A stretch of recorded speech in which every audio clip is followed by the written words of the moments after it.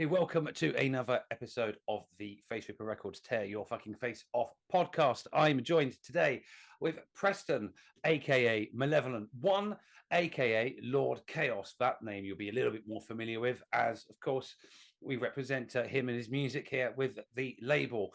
Preston is not only a musician, he's a Twitch streamer. We've kind of met through the reaction review kind of journey that then led to delving into the world of AI video production, as I'd done some stuff for my own material, and we kind of went on a 3-part epic journey. And then he kindly supported the label, not only just by joining, but also by running some kind of Face Ripper Records events in his own stream. Extremely personable, friendly, and busy guy. Not only does he have all these musical endeavors on his plate, I understand he does a lot of work for charities as well. So, yes, welcome to the podcast. How are you? Thank you, sir. Appreciate the kind words. And yeah, it's been a journey you and I have been on. We met through the reaction stream stuff when I released my second effort, my EP, One Nation Over Satan. Mhm. You kindly did a review of that, and yeah, we linked up from there, and ever since it's been great working. So I've been happy to been working with you, been a part of everything we got going on, and I think we are two peas of the same pod in that we don't really sleep and rest much. It's work, work, work, projects, projects, projects, and there's really no shortage of those to go around. Oh, for sure. I mean, the amount of times we've messaged each other at silly o'clock in my morning anyway. Um, I'm not quite sure when silly o'clock in the morning is for you. Yeah. Yeah, it's been always been frantic efforts to kind of get things done, last minute Hmm.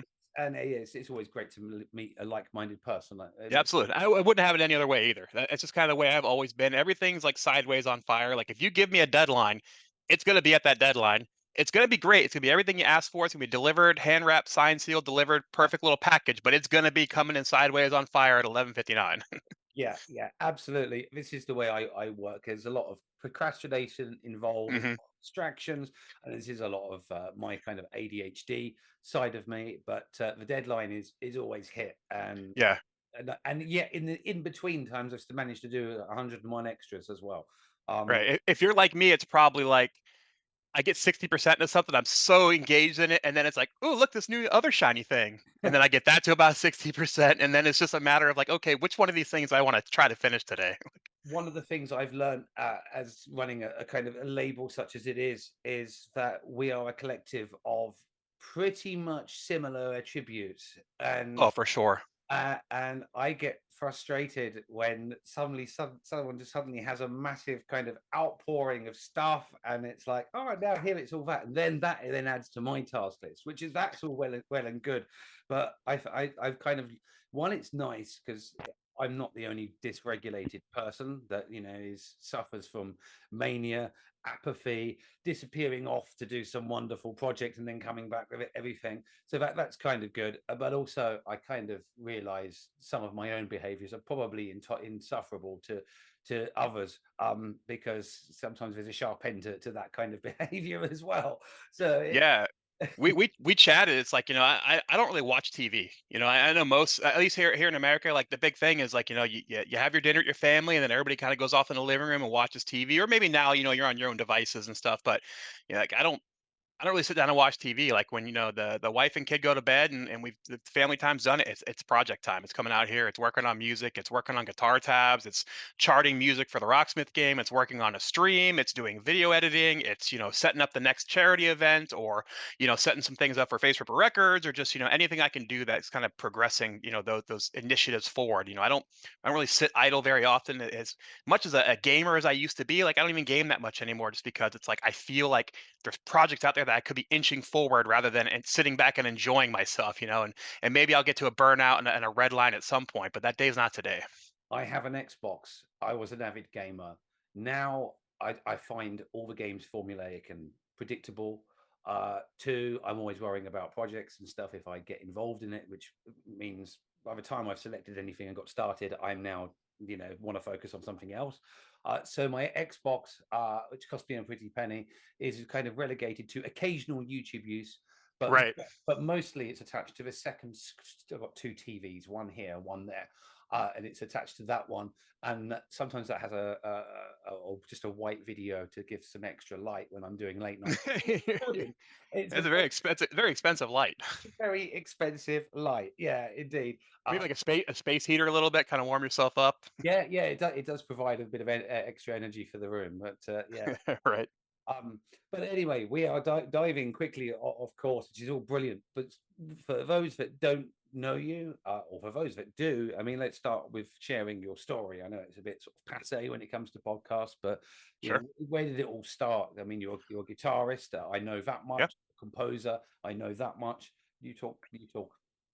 Sure. So, as far back as I can remember, I've always been an enjoyer of music. Just, having a cassette recorder and listening for your favorite song on the radio and taping it and then putting a recorder up against a recorder and dubbing it for your friends, and just I've always enjoyed music. And I think I was like fourth and fifth grade, I got introduced to trumpet. I played trumpet, so I was musically inclined. I think anybody can pick up and play an instrument, but I definitely think there's some people who are more apt to pick it up quickly. um, I'm by no means a savant or virtuoso in music. I would find myself somewhere in the middle, right? So I picked it up and it wasn't difficult. I remember being able to read music and stuff like that, and enjoying it. But I've just always uh, enjoyed music, being a part of it and creating it. I started getting into heavier music around like middle school. So we're talking like, 11, 12, 13 years old. This is around Metallica coming out, Nirvana, their big hit coming out. And, just really getting into it and understanding like what music was. And at the same time, my friend's brother was a drummer. And we got to watch them play. I was like, wow, this is really cool. Actually seeing the musicians in here putting this together, and the rehearsing and the talking, of course, the fun and the hanging out and stuff that came with it. It's certainly not it's a good bonus, so to say. But just so I've been infatuated with that idea of like, oh, that's cool. Like these guys are all together. They're working on this together. And as I was getting into heavier music, I wanted to join a band, and I didn't play guitar at the time, and I had some friends who did. So I sang.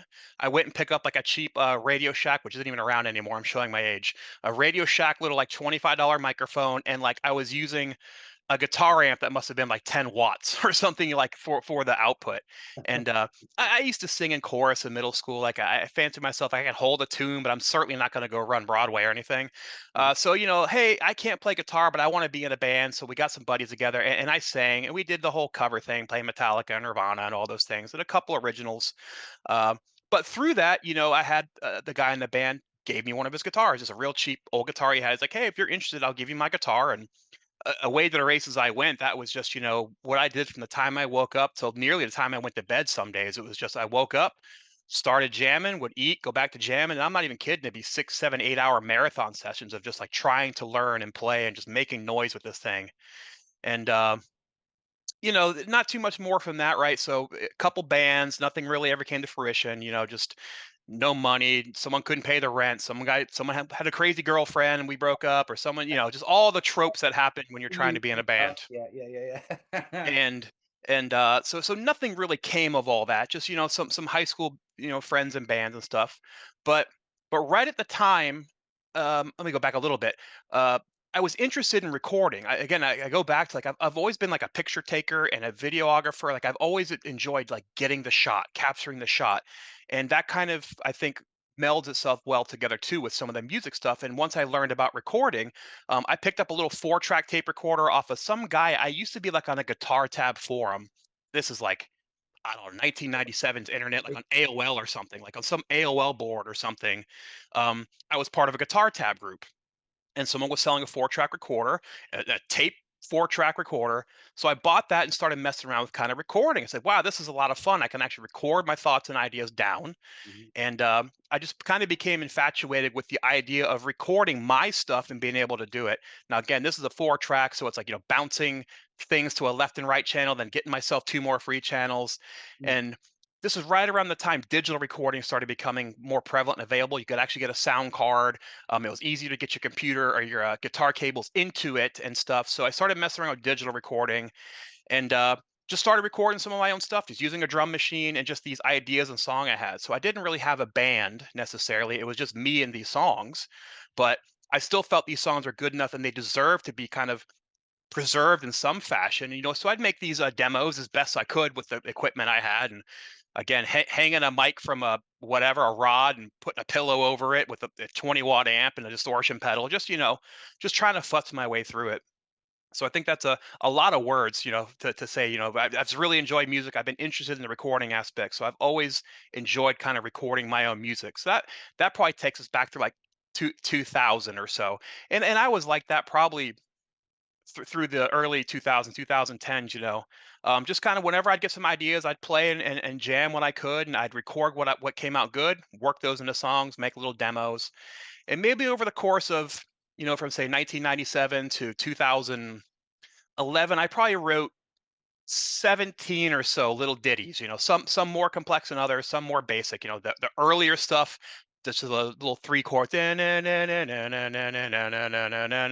repeat, 1,000 times the whole song, that first song you always wrote, from all the way from there to different things. And to be honest, I got into adulting, as eventually some people do. You got to give up the musician dream. That, look, this isn't working. I tried finding bands. I worked with drummers, and just that whole rigmarole again of like, I got to find 5 guys who can afford to help pay for the rental space. I got to find 5 guys who actually have the talent. I got to find 5 guys who have the instruments. I got to find 5 guys who have a job and can afford. I have to have five.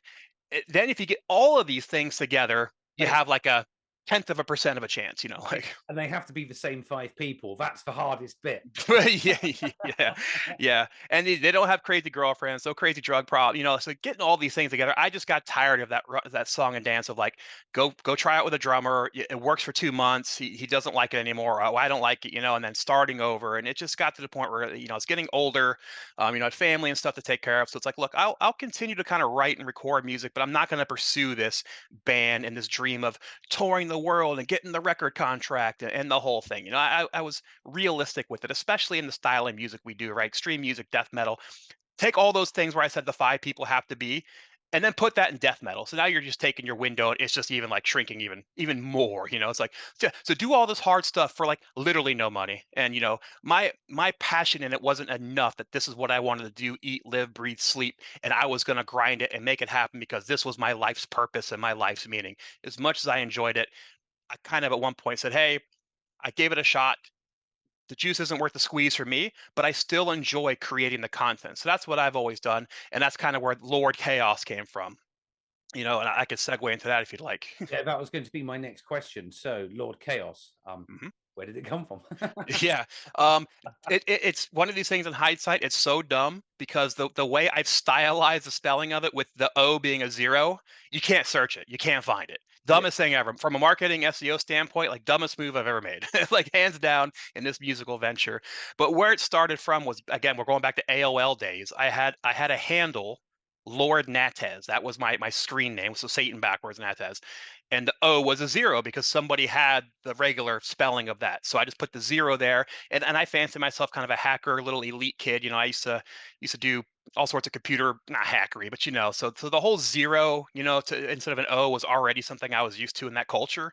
So to me, it just made sense. Like it's kind of taken from my computer world and that. So Lord Natez then became Lord Chaos. So one of the bands I was in back in like 2004, they used stage names. Like, it was Violence was the bassist and this and that. So I was like, well, I'm not going to do Lord Natez.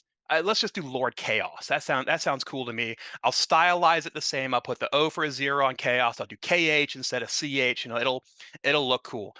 So that's really the mini story behind there. It's from an old AOL handle that I used to have, and I had it for years, and um, transfer that over. And again, dumb, dumb, dumb. If you're out there listening to me, don't stylize your band name. If you want to be searched and be queryable in Spotify and Apple Music and Google, like I think now, a couple years, like I think it'll come up with the right thing. I think the crawlers are smart enough to know, like I think this is what you're wanting.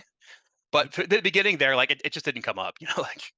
When it comes to like things like Spotify and things like that, it does pick you up with the regular spelling. It's kind of, you know, um, it kind of learned that. I don't Yeah. think it did that when I did was doing your reaction and review stuff. Okay. Good. Yeah. Yeah. Yeah. It's just dumb. You tell people, and it's like, yeah. Ugh, why did I do this? But I'm too deep now. Like I'm not going to rebrand. I mean, I already have hardly any, traction anywhere, as being a small local independent musician. So to go and like take the little bit of exposure I already have and just like toss it and start over, it's like I thought about it, because maybe I'm jumping ahead. I do think about doing more, and I'm really hopeful I can get the same musicians back. And maybe I was thinking, maybe Lord Chaos is me as a single entity, but if I do have a band, it would have to be, I could be a member as Lord Chaos, Yeah. as my stage name with these guys, and we are collectively whatever the name is. But we'll see. Yeah, yeah, no. Well, I don't think it's the worst thing. I don't think it's the worst thing in the world. Uh, it it gets easier as the computers get more intelligent. Uh, Doing so far in kind of like the Bandcamp and everything else, Hmm. you are findable. Good, good, good. Good And, to hear. and I think most of it is about output. If you're constantly putting that stamp on it, then that makes you part of the alphabet. You're part of the.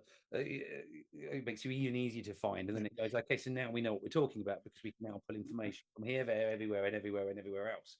Maybe it's a bit of a stretch, but it's like when you say Band-Aid, it's actually bandage. Like you want a bandage, you don't want a Band-Aid. Band-Aid's a brand, Yeah, So it knows though, like, hey, find this. yeah, yeah. Um, so the album you put out now, MLC Hmm. Excel. Um, Yeah. I've never understood where the acronym was. So Keds, talk to me about that. That was 2021 that came out. Sure. So another dumb decision by me was to make an abbreviation of symbols that made no sense to anybody but myself. So I'll tell you, MLCXL stands for Midlife Crisis 40. So the Roman numerals XI being 40, MLC Midlife Crisis. I've released this album around my 40th birthday when Nice. I was in my 40s, and it was kind of one of these moments where I had like a midlife crisis moment. It was like always said, I think I have some pretty good tunes. I like them, and people tell me they like them. And obviously, here or there, people tell you stuff to your face. They say not to your face, but people tend to enjoy most of the stuff I presented. And I always say like, man, if I could just get a drummer, because again, I've been a solo guy. Like I'm not doing the band thing. It was like if I could just find a session drummer and Hmm. take like two or three of my favorite ones and just put it on a good treatment, go to a studio with someone who can engineer it. Like that would just make me so happy to have like two or three of my best songs on a CD. And so that's kind of where the name of the album came from, was basically like this was my midlife crisis at 40 years old or whatever. And to be perfectly honest, I really wasn't sure to what extent this thing was going to go. If you want, we can get into the story of the album if you like. I could start it. Yeah. But cool. So essentially, this started out as that idea of like, dude, if you don't do this, you're never going to do it. Like you've been talking about this for at least 10 years. Like internally, I'm talking to myself like if you don't do this, you're not going to do it. You have to get off your butt and do it. And it's not like a lack of motivation. It was just, again, I've got 35 projects going at any time. And I understand that this isn't just something you do in a weekend. Like I'd have to sit down, dedicate the time, put other projects on hold. So finally, this is right around, COVID time.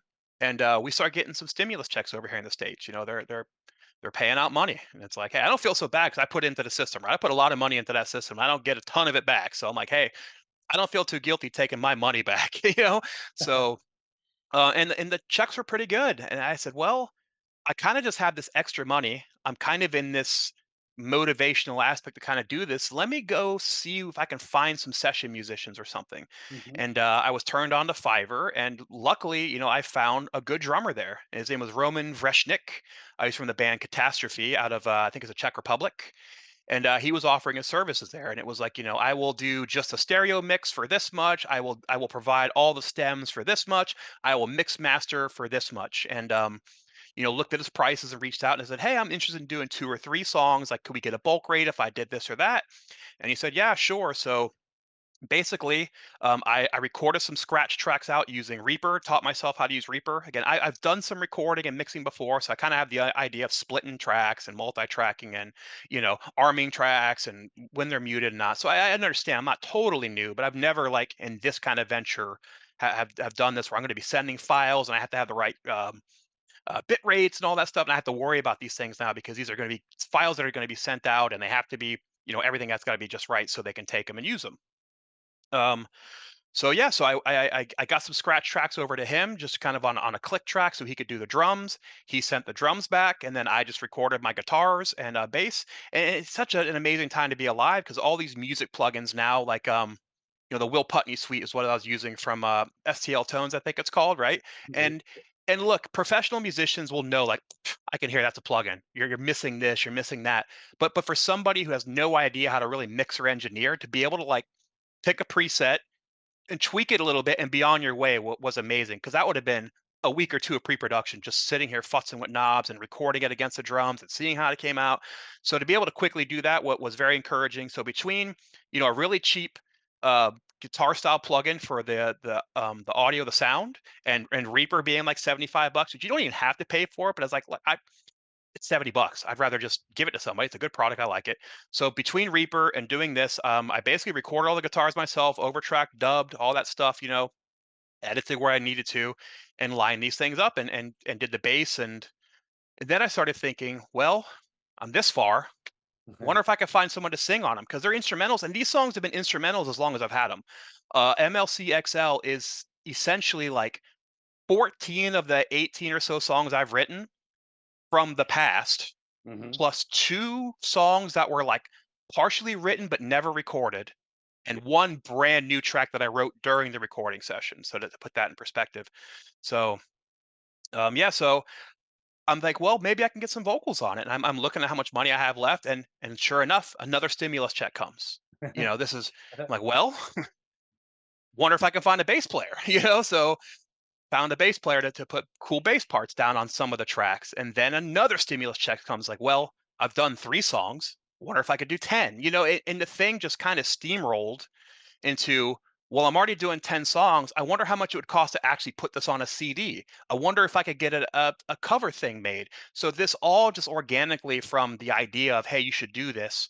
I never sat down and went, hey, I need to get the cover. I need to do this. It just kind of organically grew. And thanks to, money coming in, it was, that was the biggest motivator was like, it's like free money. So I'm not really missing this money. It's not coming from my checking account. I'm not robbing Peter to pay Paul here. So I was able to It's just use those funds. it's just unfortunate that the stimulus payment stopped just as you were about to launch the world tour. Right, exactly. Yeah. If they just got two more checks, come on, COVID, come on, you screw me. No, obviously, we're very, Yeah. very fortunate that no sicknesses or anything from COVID here. But well, I've had COVID, but not any kind of long form or anything. Mhm. So again, this it kind of steamrolled into this whole thing, and eventually, by the end of it, I had a bass player playing on 3 or 4 of the songs, the ones that I felt really could use good bass on it. I had a couple different vocalists I worked with. Robin did all the drums, and I found someone to do the cover. I found, and sorry, lo and behold, Roman also mixed and mastered, so he actually had those skills. And being on Fiverr, he was a new guy on Fiverr, so his rates were very reasonable. I mean, I don't even want to give out how much it cost me to do it all because, like, maybe he'll get flooded with work. Maybe, I need him for myself, my precious. But no, I joke. But it was affordable to the point that he mixed, mastered, did drums, and we did this all virtually. All the files were sent virtually, came back, put it together, and I think that's most of the story. Yeah, MLCXL, midlife crisis 40. We done did it. Well, I think it does come to a point where you go, well, I have to take this seriously. Mhm. And I think it also comes after a period of time where you kind of put it on the back burner because of life responsibilities now, as important as many of those are, and particularly in your case of a family and children, something I've managed to successfully swerve. But That you know of, right? um, yeah, it's always I do often hear sort of this period of sort of absence or reducing it, and then 40 is the magic number. It's you go, okay, I just want to do it. I want to go through from the process from start to finish. It doesn't matter really on the success of it in terms of like the popular. That's exactly right. I just want to record it. I want it to sound good, and I'll be the first one to admit, like, I'm not sitting up here on my death metal high horse of like I played all these in one take. I'm that great. Definitely not. There are more overdubs than I care to admit. But again, I'm not claiming to be a touring musician. I'm not claiming to be a professional musician. I'm a music enthusiast who enjoys guitar and loves hearing it put down. So to me, the sound of it trumped there's an elitist thing sometimes in death metal. It's like, oh, you couldn't play that in one take. Like, what are you even doing? Why are you wasting your time? Why would you do this if you can't do it in one take? Like, that's what it's supposed to be. It's like, again, I'm not trying to tour, not trying to be that guy. I'm not a shredder. I'm a rhythm guitarist all day long, as I'm willing to admit. I picked up guitar to learn and play the things I enjoyed. And I was such a pain in the ass about it that that's all I did. I didn't learn to solo. I learned how to do right hand tremolo picking, fast, chunky Florida death metal and thrash stuff, and it to partially it's a detriment because that's a lane I'm in, and I'm fairly good at it. But some people, as you mentioned, I do streaming on Twitch. Some people will come and request that I play like Sublime, and it's just these little dun dun dun dun, and I can't do it. I can't get my fingers there fast enough. My brain hasn't trained that. It's not that I don't have the dexterity. I know some chords, G, C, D, E, A. I know these things, but in a sight read situation, I have to because it's just not a style I play. And I've done that to myself. I very much have stayed in one lane, but I'm pretty good at it. I like to think so, at least. I mean, I self-taught guitar. I did keyboards and piano and stuff self-taught from four, and I picked up a crappy acoustic guitar because I wanted to kind of put stuff to what I was making, and Mhm. kind of was listening to Pink Floyd and sort of learning the chord structures, and then that developed to electric, and then I got into like heavy stuff, and in particular Cradle of Filth. And of course, that's all just drop D. Yeah, Yeah. I learned that, and that was enough for me to accompany my keyboard work because what I needed that fatness. Um, Yeah.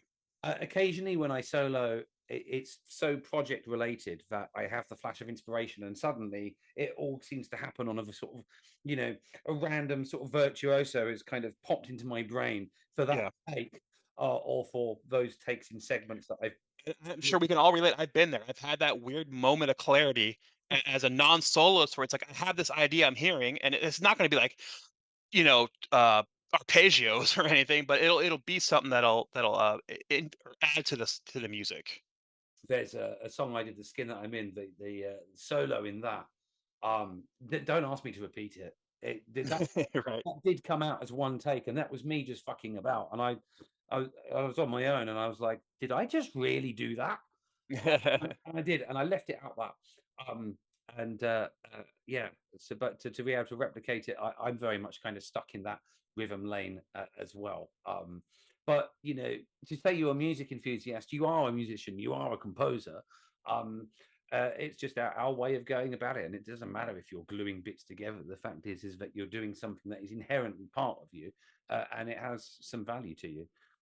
Yeah, I tell people all the time, it's like I might not like a lot of music. I'm very much a one lane old fart, raise your fist in the sky, you young kids in your deathcore these days, you just don't get it.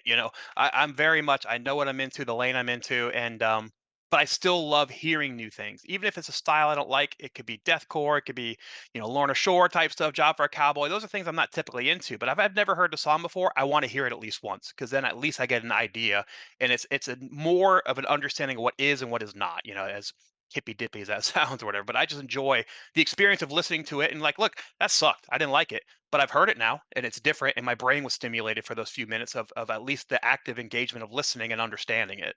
And there's always something that you can pick up, Yep. from anything. Like you can learn anything from any one individual person, and that has the same that translates into songs or albums or even genres. Obviously go through a lot of kind of fresh music that gets Yeah, sent. for sure. Yeah, we have an eclectic mix on Face Ripper Records for sure. That everything from one extreme to the next, so there's definitely something there for you. Yeah, no, indeed, indeed. There we go. That's the our advertisement. There you go. Yeah. Thank you This is so lower K. Oh, yeah.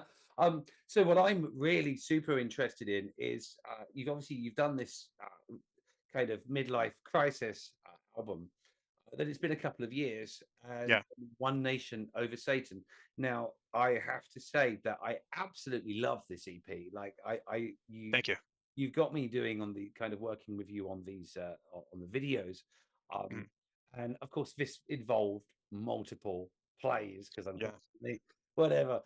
I never tired of particularly Perpetual Winter and One Mhm. Nation Over Satan. Like, It's awesome. but I got given a Spotify kind of this is your year kind of wrapped up, and the top song played uh, on Spotify was was Perpetual Winter. Really? That's crazy. It really That's was. awesome to hear. It was. Before I move on, if I can, I have one more thing I have to go back that I forgot to mention on the last album that it's kind of important and cool. As part of this process, I mentioned I work with session musicians. I was actually able to snag Carl Sanders of Nile. So Okay. he was on a forum. It was like Metal for Hire, and I think I insulted him with my first offer because I had no idea. I'd never done this before, and it was like you're supposed to submit an offer of like I need a session musician, and these are like professional working musicians who are in death metal bands. And I'm like, let me see if Carl Sanders will play a solo on my CD. Ha ha, yeah, right. I think the first offer insulted him. 'Cause again, I don't know what the offer. I've never done this before. I don't know what the going rate is for Carl Sanders to play a 30-second solo on an album. I don't know if it's $50, if it's $500. I don't know. But I can tell you the first offer I submitted certainly offended him by his words. And if you know Carl Sanders, he is not one to hold back. He let me know what he thought. I swiftly responded apologizing, going like, "Look, here's the story, dude. I'm a one-man musician. I'm having a midlife crisis here. I'm just trying to put out something cool. I'm very sorry if I offended you. I have no idea what I'm doing." And I think I kind of tugged on his heartstrings a little bit because he came back with a number that was it was a little high, but it was reasonable for his skill level. So I actually have 3 Carl Sanders solos on my album. Some little dude from Florida that nobody knows about.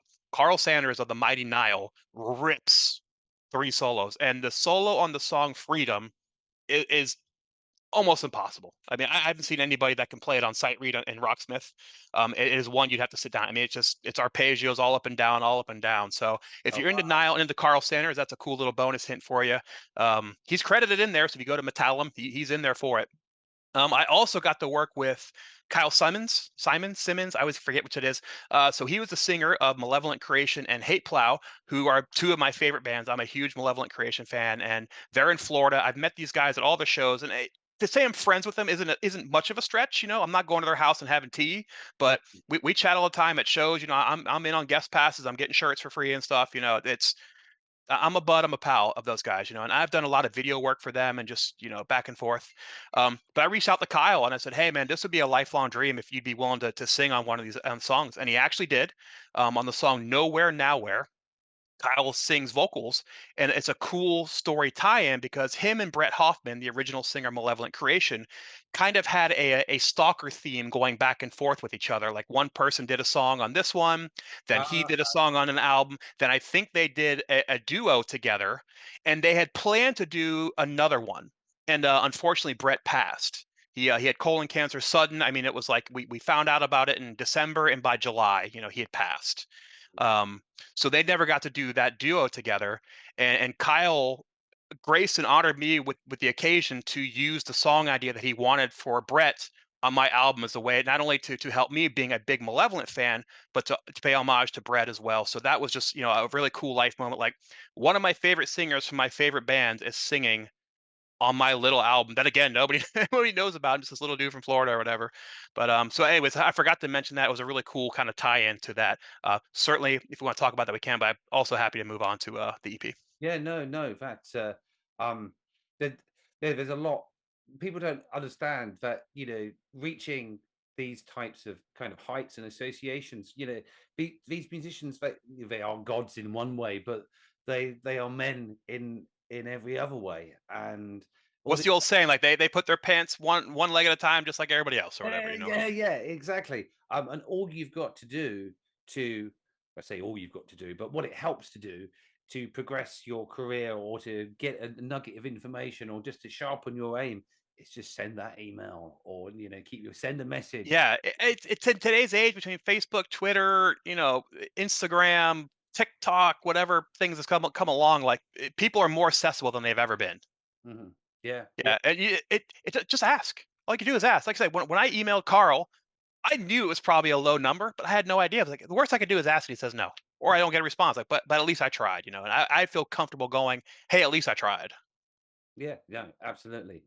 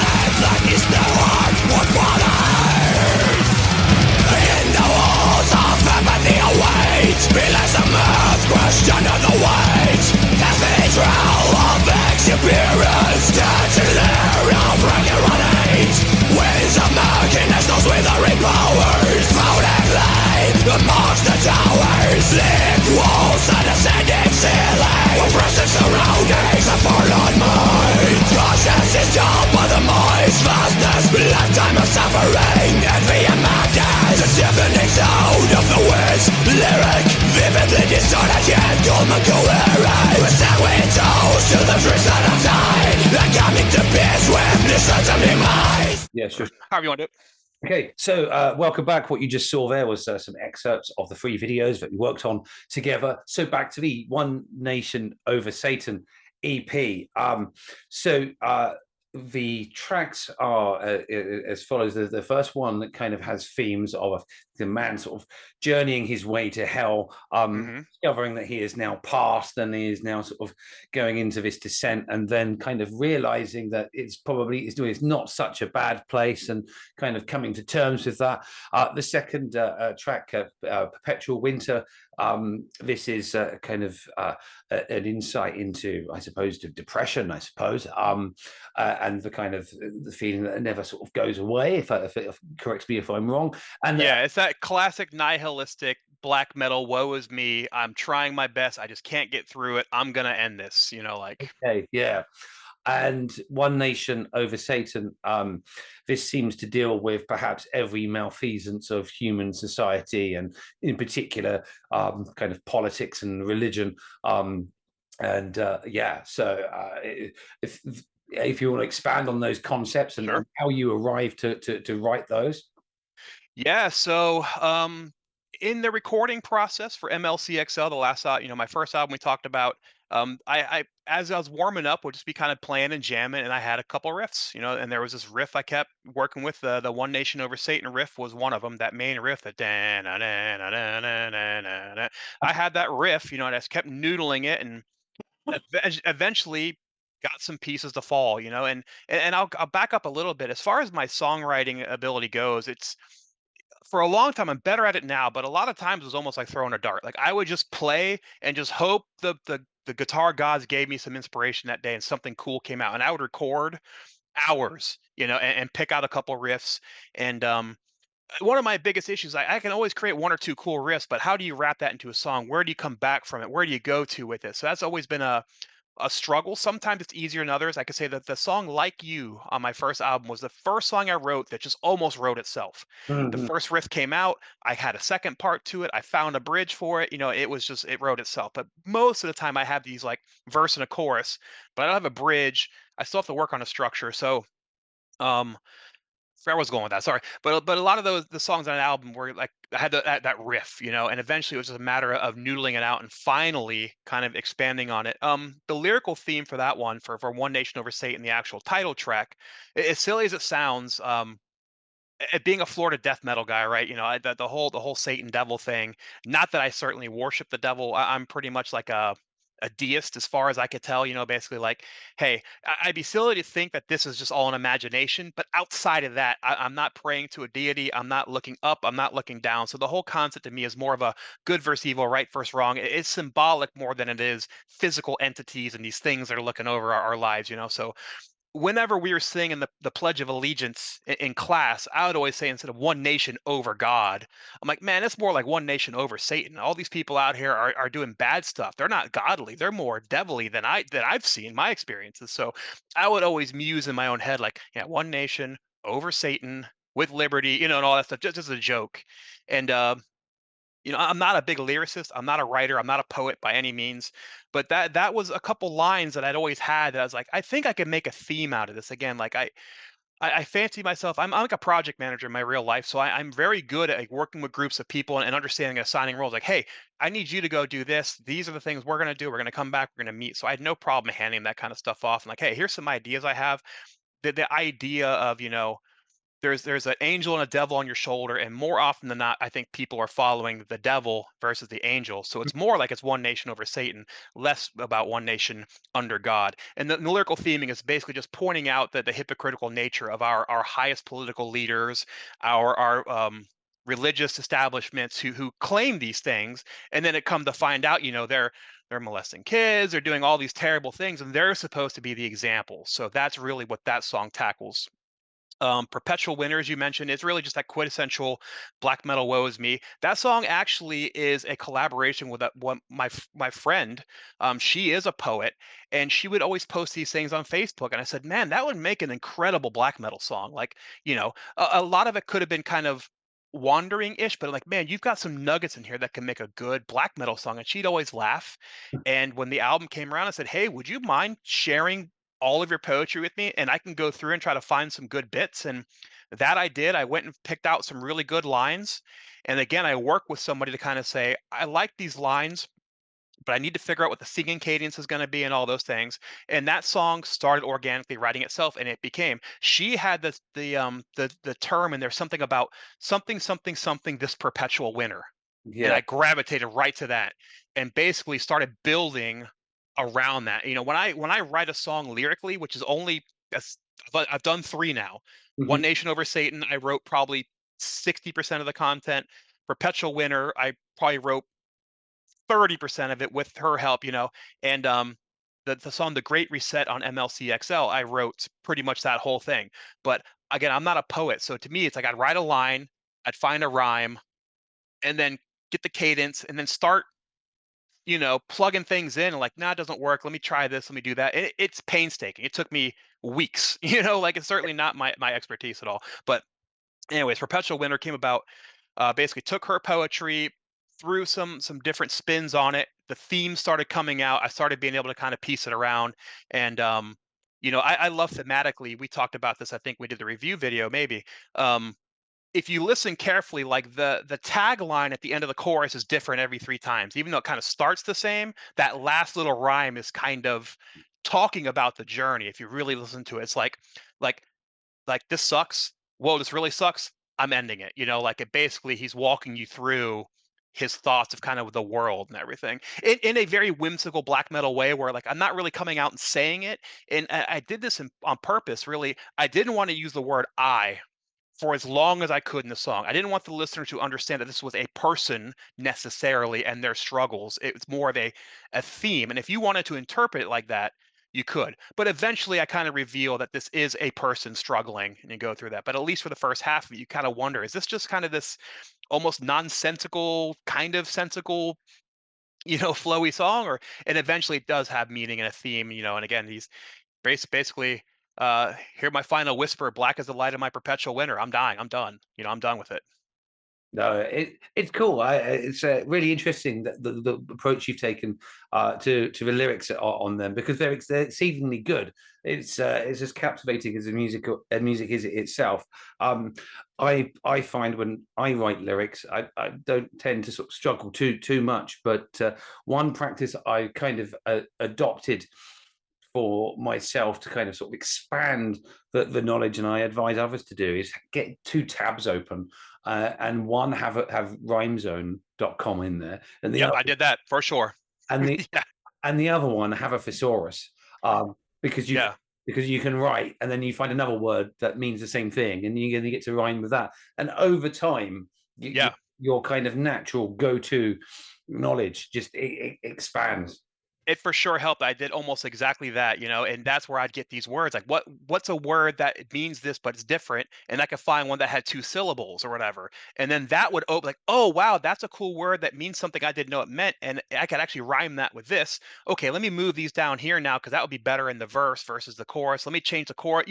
Just that whole kind of throwing it up, see what sticks, moving around, and but yeah. So again, it's a struggle for me. For some people, it comes easy. Like I was talking earlier, like some people are musicians that can just pick it up and they kind of go. Some people can craft and measure, like fine measurements in woodworking. Dude, it's not me. As well as I am with my hands and can solo and have the dexterity, like don't ask me to measure out all that stuff because by the time it gets to it, it's gonna be a quarter inch off every cut, and that thing is gonna be twisted sideways. But lyrics are not my thing. Like, I gladly, I'm hoping I can get Tobias back. That Tobias was a singer on this EP. So this EP different than the first one. The first one was a conglomerate of people. I mean, because again, I didn't know what I was doing. It kind of steamrolled into something. This effort, the intent was, so sorry, I'm gonna back up again. I got up. We're doing that a lot. Um, First album when it went out and the reviews I got on it were, hey, the stuff on the second half of this album is pretty good, but we don't understand it. There's an acoustic song on it. There's a love song. There's a weird acoustic. They didn't understand that it was like this is just somebody who's put his entire life work on a CD. This isn't thematic. I'm not trying to be a touring musician. So when people picked it up to review it, that was the feedback I got was like, we like it. It just feels clunky. Like we don't understand this. Like why was this song here? Then all of a sudden you're doing a metal song. Then there's and a love ballad. Like, and that was just the songs I wrote. Again, I was never intending to put this thing out to begin with. It was just started like I want this for myself, and it steamrolled. So for this EP, the intent was, okay, I kind of got bit by the buzz of like, hey, that was cool. People were listening to it and I got feedback. I can work on that.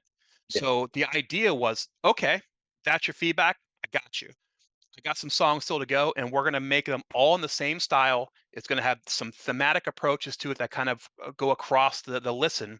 So that was the effort and idea there. No, no, for me when you compare the two, I see that I can see that feedback there in terms of it's kind of what is this? It's almost like a greatest hits album. Exactly. Yeah, but without any kind of precursor or story or Right. you know. It's just hits right now. It's not greatest. It's just the hit. It's not even hits. That's arguable. But But the One Nation Over Satan, everything down to the fonting, the choice of the cover, just the overall kind of sound and the cohesion, yeah, I think it's a beautiful product. And I'm a sucker for that black and white old church drawing stuff. So when I did the album and I knew it was gonna be One Nation Over Satan, and I finally, I was reserved about it, right? It's like, again, I'm not an overly religious person, but I'm also sensitive to people's feelings. I've got family. Like, who's gonna buy it?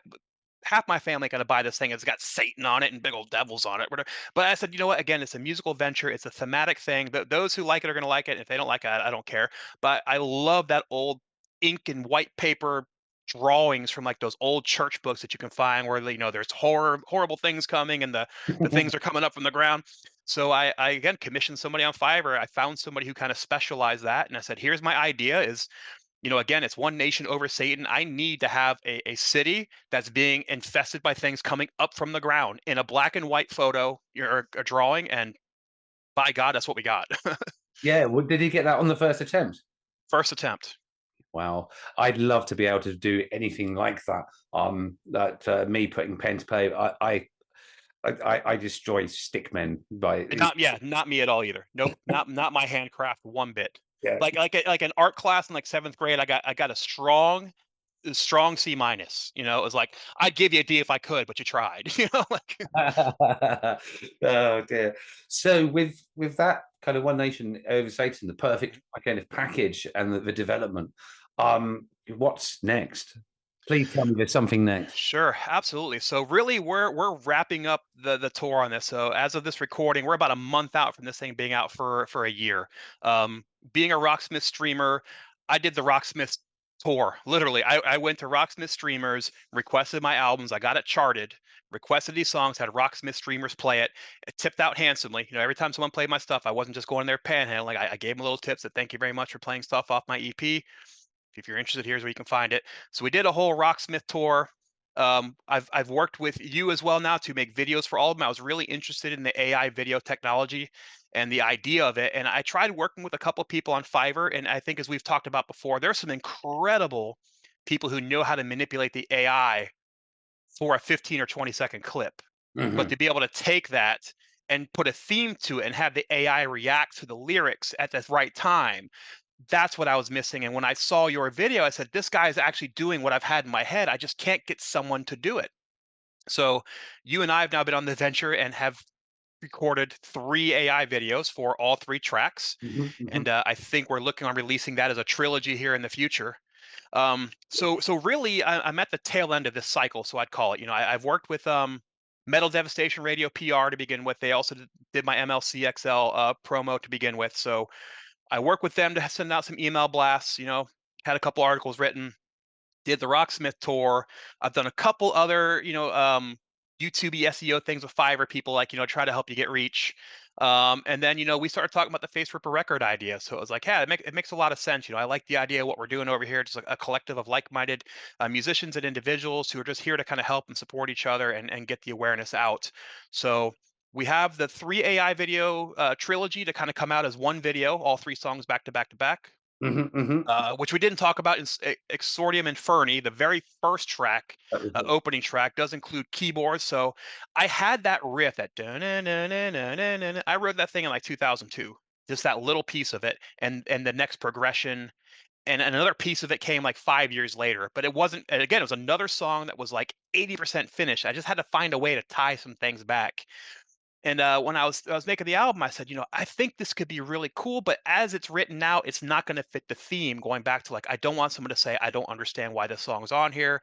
So I Mhm. said, I bet if I could find a keyboardist that could get me like Cradle of Filthy kind of synth over top this riff, I think it's enough to give it that black metal edge to where it'll push it to be available to be on this album. And sure enough, it worked.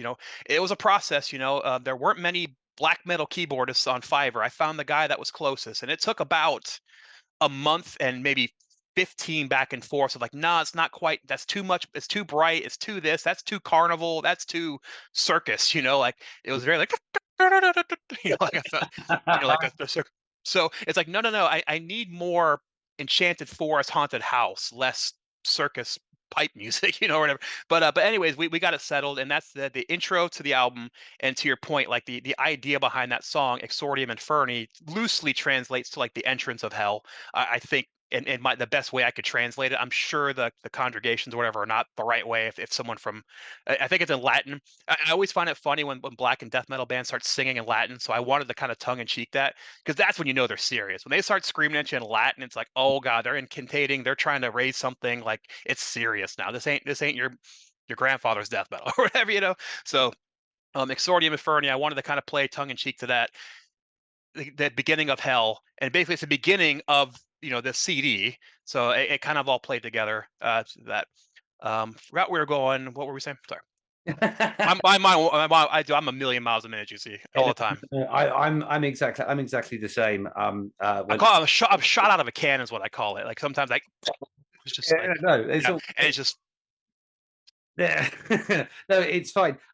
Yeah. So we were actually going with what's next. oh, sorry, yes, yes, yes. Before we do that, actually, you mentioned you'd seen some of my videos, which kind of you saw what you were looking for. What was it that which was the video that worked out of mine? Just It I'm was yeah, it was the honeybee one, the prison. oh no. So Sorry, I was getting confused. prison Which one was the prison one? prison one is banged up. Banged up. That's the one I saw. And I said that's That was my first attempt. yeah. Yeah. Yeah, and we talked about it after that. The fact that you're, because I'd messed around with it, I just could not get the AI to react like I wanted to. And as you've seen the experience, like the AI tools we have right now, especially the ones we're using, because I don't think we're paying the $10,000 premium subscription one, right? We're doing what we can with what we got, and like it just they want to turn them into monsters. Like all the people just are like, like, and to get them to act in a way you wanted to, and to look natural. Like if a car was there, like the car's skidding, but the tires aren't moving, and just weird stuff like that. So I got fed up with it. It's like I'm too much of a perfectionist that I just have to hand this over to somebody, and let them handle it. And I'm happy to pay for it. Like please just help me out here. Like it's worth my time and money to not have to deal with the stress of this. I did an AI video for a group called Myson about a month ago, and I haven't really touched anything since. And I have another project of theirs to work on, which I started this evening. So it's been about 3 weeks since I've been on the site that I use, which is Runway. And wow, the difference they've because I was running into things starting to look the same. Yeah, Hmm. people morphing has always been a problem. Yeah. Um, and then also content moderation. A lot of my video searches were or prompts were of surrounding sort of emaciated sort of people, and this seemed to sort of translate into some sort of self-harm kind of eating disorder fetish or something, and it goes, this Yeah. is flags for content moderation. And it seems to be, my job seems to be getting harder and harder over recent months when I approach these projects. But tonight I've gone on and I've had a whole whale of a time. It's just like so much easier. It looks so much crisper. Yeah. It's much more realistic. You could actually start to sort of get more realistic kind of sort of movement going, and yeah, it's just like wow, something's changed here. Yeah, and it's always going to do that, right? That's the whole intent of AI. Is it's supposed to be self-learning. That's the part that people forget. Is it's supposed to learn about over time and understand better and how to do things better, and it'll get better with time. That's the part of it. Yeah, no, And I think they were saying, like, that it's already kind of becoming self-aware of itself. Not to get too much of a side tangent on this stuff. We could talk hours for that, but I don't think they were expecting it so quickly to be able to go like, wait a second, who's asking me this question? Because my answer might have to vary based on who's asking me, because different cultures, different regions will have a different answer to some questions than other ones. So it's already, they're seeing like at whatever Gen 3.5 or whatever they say we're at, it's already doing that when they weren't expecting it until like Gen 6 or something. So it's, yeah. off to the races we go. And I think there's also a certain amount, there's an element of the companies that are kind of drip feeding what's permissible in the plan. Right. I'm pretty sure it's far advanced than you and I can discover. But yeah, AI is a side tangent. There seems to be a kind of an increasing sort of anti-AI camp. There's been bands that have put out AI covers and then they've had to retract them, Yeah. and things like this. But then there are on the other side, so people saying that sort of music production and using AI for that is kind of like that's fine and valid. But and there's also a lot of products that are claiming that it's AI when it's not. Like for example, mixing and mastering, it's not AI; it's a frequency detection kind of. Right. It's static code. It's not an intelligent. And there's a lot of companies jumping on the two letters AI, which Exactly. is confusing and muddying the marketplace. So every day I wake up hoping not to be shot by the masses for using AI in content generation, because it's a needle that's kind of going like this at the moment. Yeah. Well, liken it back to the horse and buggy days. I'm sure the people that were manually plowing their fields and sold horses were very upset when the car came around. But at the end of the day, like it's more efficient. It's going to make our lives better. You just have to let it adapt. Radio was the work of the devil when it came out. It sure was that talkie box talking to me. What is this? These magic waves? This is crazy. So, what was next? What's next? What is next for Lord Chaos? All right, so we're wrapping up this cycle. Pretty much at the year mark, I'm pretty much going to wash my hands of it. And the idea and plan as of now is I definitely have a couple riffs I'm working, but I'm in that weird spot again where I have these riffs. I got two parts. So now I just have to sit down and force myself to get to it. And I just have to get myself to a place where I know I can actually dedicate the time to do it. It's not, I can't really spray and pray and throw a dart at the board and hope to hit gold. I don't have that kind of freedom anymore to play for 7 hours and get a riff out of it. So I just have to get a concerted effort to sit down and try to write, and I'm much better at it at my older age and understanding like, hey, where's this going and thematically, and playing Rocksmith, 2 hours a week for the last year and a half, and Mhm. playing a lot of music I might not have normally played. I have some better ideas now with some themes and some ways to play the guitar and how to approach looking at where I'm at on the net going, okay, maybe if I move this up somewhere, it'll open up another opportunity for my finger to be somewhere else or to get to something or to be able to swing here or to. So that's something I've learned just, from, again, I wasn't trained. I took a couple lessons to try to learn how to solo, but it's a da na na na na na na na na, and because I wasn't seeing the licks, I couldn't connect it at the point. I'm like, I'm not doing these lessons. I just want to go back to playing what I play. But the idea is I'm going to put another EP out. I think later on. I would say winter, spring of 2024, 2025, probably around this same time, maybe like May of next year would be ideally. It'll just be two or three songs with a cover, just like I did this time around. I think that's a good working formula. Again, for somebody who's not touring, I'm not trying to be a millionaire off of this. I don't have these infinite riffs. I'm not an infinite riff machine. I'm not just living, eating, breathing, sleeping guitar and just have all this crazy energy I have to get out. So I think that's going to be the plan. The dates might be loose. I might pull it in. I do a lot of tabbing. I do a lot of charting right now for Rocksmith. I'm enjoying that and bringing music to the community. You can play it in the game. Yeah. Just charting all these songs I used to love as a kid and always wanted to learn how to play. And now I have the ability to do it and get it in a game. I get scored on it and have fun. And so still doing a lot of that, trying to wrap that up.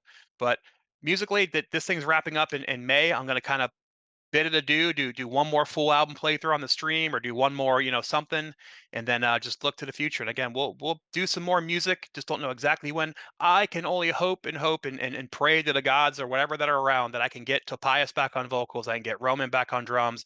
Rich Gray from Annihilator played bass. I Mhm. mean, here's the thing, when I play bass I play it like a guitarist, and it's almost like that trope of like, if you can hear it, it's too loud. If you can hear the bass, it's too loud, in death metal, because a lot of times it's just kind of like da da da da da da da da da da da da da da da, just feeling the low end. And when Rich gave me his initial tracks, this is too much. I mean, he was doing really cool bass runs and stuff, and it was just different for me. And I actually had him, I'm like, "Hey, can you provide me a version that's a lot more basic?" And he gave me the basic version, and I'm glad I kept the first one because it took me about a month to warm up to it and listening to it and getting accustomed to it. Mm. And now I couldn't imagine it without it because he provided such an awesome back end, and he does do little solo runs when it's appropriate. And when the solos are coming, he knows to simple it up a little bit to let the guitar shine. He's a professional touring musician. I should never have doubted him. It was much for me and it was different. So in any case, if I can get Rich back, if I can get Roman back, if I can get Tobias back and make this like the band, you know, as we talked earlier, I don't think I'd rebrand this as, Lord Chaos and Rich as, you know, Flying Nun Whore or whatever, or so, whatever crazy, name you could throw out there that's not taken already. But it will still be the Lord Chaos experience, I think, where I'll own and maintain ownership. I will likely retain them as a session musician, and usually paid for their efforts. And that way I can retain all the rights and control over it. And there's none of that stuff. But that's the idea, man. Hopefully I get those guys back. I couldn't be more happy with the vocals, especially Tobias has just got nothing but raving reviews from everybody who's heard it. He's from a band called Sasta. He plays guitar in that band. He's got his own personal projects where he does guitar and singing and stuff, but he's got a good range. He can do the gutturals. He can do like that blackened death metal, which is kind of what I consider myself. It's not really black metal. It's not really death metal. It's more Yeah. slightly blackened, blackened death style. But that's the idea, man. Hopefully we can get another album together. Hopefully I can bring those guys back together and do another. Like I said, I've got riffs. I've got 2 songs 80% complete. I've got the cover song picked out I want to do. We're gonna do Slayer, Mind Control, from Divine Intervention. Mm. Such a killer song. I just finished tabbing and charting that whole album for ROCKSMITH, and I've become really familiar with that content. And like, just that song is such a great thrash song that I think putting a little bit of a blackened metal Mm-mm. to it, Yeah, yeah. because they tune it E flat. I think I'm going to tune it D standard. The songs I've been writing are at D standard lately, mainly because that's what I play in ROCKSMITH. I got a little tuning pedal, so I tune to D, and then I could tune my tune pedal up and down to match whatever tuning I need. So I'm getting a little more custom to D. Usually I tune C sharp was my preferred tuning. But yeah, just to get them a little slightly detuned with a blackened death metal, maybe speed it up a little bit. I think it would sound killer with the right idea. So I think that's going to be the cover. So I just got to try to get together one more song, wrap those two up, and just really sit down with the time to do it. That's going to be the hardest part, is just finding the time to go, Yeah, you're all busy. right, this is the goal. This is what I'm trying to achieve here. This Tuesday and Thursday for the next 3 weeks, I'm not going to stream, or I'm not going to do this thing. I have to dedicate it to this. And I'm just not ready to do that today. Got too many projects. No, no, indeed. Well, I thank you obviously because you've got involving Facebook Records in the stream. Dude, Uh, my pleasure, man. My yeah, pleasure. It's the least I can do. Like I said, it's like when you're a young fledgling and you see something you could do to help, and this is the collective. That's the idea. This is, we're all supposed to help each other. So I can't get on and promote other ways. I'm not a big sharer. I'm not going to be going social media tweeting, but I stream. I'm already doing it, and it'll take me 2 minutes to include this part of it. And the audience has been receptive of it. We yeah, feature a new yeah, Face Ripper Records artist at the end of every stream, just for 10 or 15 minutes. And so it's not so obtrusive from like my normal audience thing, that like they're sticking around, they're checking it out, they're checking out new music, and but yeah. no problem, dude. Happy to do it. It was. I try to stay up for your streams, but sometimes it's just not possible with work rota, life, and this Yep. this horrible time zone difference between us. But those that I did, and I forget sometimes. This is just a personal statement. I forget sometimes that I'm also a musician. It's about 29th of January since I actually booted something up to play, which is completely unlike me. Oh no, it's way too long. Yeah. Way too long. But when when you featured my music on there, it was a killer evening. I did Yeah. just put so much for sort of my confidence, because I'm busy promoting, all of you guys, and I love doing that. I love discovering new music, and I love introducing new music to people. But I still am the musician that you release stuff and it goes into sort of a void, and it's just Yep. always great to get some feedback. It was a stunning night, and many of the other artists have come back to me and sort of said the similar thing. Those that have kind of come and viewed or watched it on YouTube afterwards. So really thank you for your support, because No problem at all. Happy to help. it's It's the least I can do. um, yeah, so I think that kind of sort of wraps everything up. We Yeah. forward to some new sounds, hopefully within the next year or so. Maybe we could go on another AI adventure. Who knows what the marketplace will look like at that time? It could be. Oh, there ain't no maybe. It's happening. You know we're gonna do that. Hey, cool. Well, just being humble about it, but yeah, absolutely. I And wouldn't want to work with anybody else. Like I said, I think you understand it. I tried working with other folks, and again, they can make some incredible 30-second clips, but to understand thematically, when we say the darkness of the moon or whatever, the light of the moon, like you should be showing the moon or light or something. So yes, all the creepy, weird, cool acid trip looking stuff you can make from it, and the continuing scenes where like it looks like I love it. It's amazing, but it wasn't what I was going for, and you nailed exactly what I was going for. Being able to take thematically, and stitch smaller AI clips together with the production value behind it to complete the entire aesthetic of it. So kudos to you. You've figured that part out ahead of everybody else, and I hope much success to you, and you can continue to take advantage of that market while you can. yeah, thank you. I think one of the things that helped was I originally started doing things in Reaper because it can actually do video editing as well. Mhm. Um, and that lended me to kind of, you can change the speed, and there were Right. things I pick out as a musician, like, there's a cymbal going off here, and that's when I sort of changed the lightness and the darkness and Yep. all that kind of stuff. And I think it's that musician aspect, Exactly. and putting it initially in a DAW. I now use other software. Now I've kind of sort of elevated, some things, which is a shame because I'd love now to go back and change all the bits in my journey. Well, we all do. I'd love to go back and redo all three of those videos now, but but we ain't got time for that. We got to move on, bigger, better things, right? But yeah, I think that maybe that, and perhaps the way I argue with AI in my dark mind and constantly arguing with content moderation, going, it's fine. You can read this in a horror book or whatever, whatever, whatever. It's Right. finding other words. Yeah, I mean, yeah, I thank you for investing in my journey in that. So, Sure. yeah. So, anything you want to advertise? You've got to advertise your stream. And Sure. I know you do some work for charity, so we've got like Yeah. 5 minutes or so. Yeah. Absolutely. Platform's yours.